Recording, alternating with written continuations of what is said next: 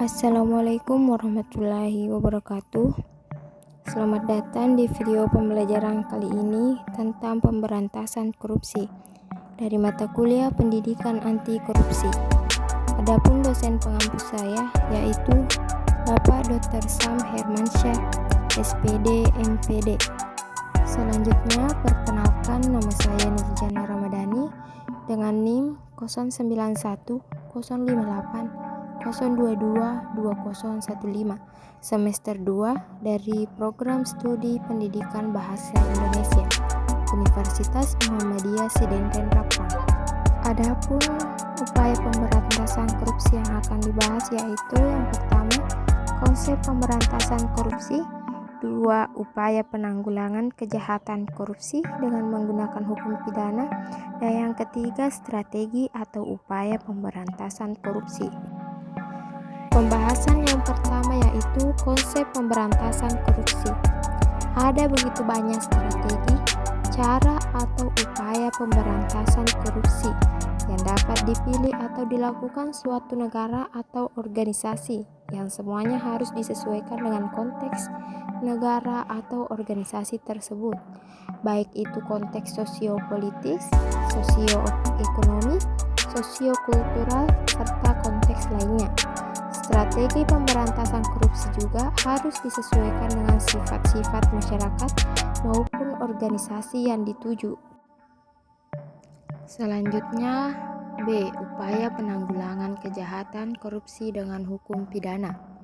Secara garis besar, upaya penanggulangan kejahatan dapat dibagi menjadi dua, yaitu melalui jalur penal atau dengan menggunakan hukum pidana, dan jalur non-penal atau diselesaikan di luar hukum pidana dengan sarana-sarana non-penal.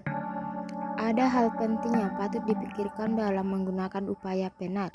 Hal ini didasarkan pada pertimbangan bahwa sarana penal memiliki keterbatasan dan mengandung beberapa kelemahan atau sisi negatif sehingga fungsinya seharusnya hanya digunakan secara subsidiar. Pidana dan pemindanaan bukanlah obat manjur untuk menanggulangi kejahatan. Pidana dan pemindanaan hanya dapat dipandang sebagai salah satu cara untuk memberantas kejahatan pada umumnya dan korupsi pada khususnya. Menurut hemat penulis, kepada pelaku yang terbukti telah melakukan korupsi tetap harus dihukum atau diberi pidana. Namun, perlu dipahami berbagai upaya lain harus tetap terus dikembangkan, baik untuk mencegah korupsi dan pemberantasan korupsi. Selanjutnya, C. Berbagai strategi atau upaya pemberantasan korupsi. Yang pertama, pemberantasan lembaga anti korupsi. Lembaga tersebut adalah lembaga politik seperti partai politik yang baik yang berkuasa maupun tidak, lembaga legislatif yang bertugas membuat undang-undang, dan lembaga pemerintahan yang bertugas melaksanakan undang-undang serta membuat, mengeluarkan, dan melaksanakan seluruh kebijakan yang bersumber dari undang-undang. Lembaga peradilan termasuk di dalamnya kepolisian, kejaksaan, dan pengadilan serta lembaga pemasyarakatan.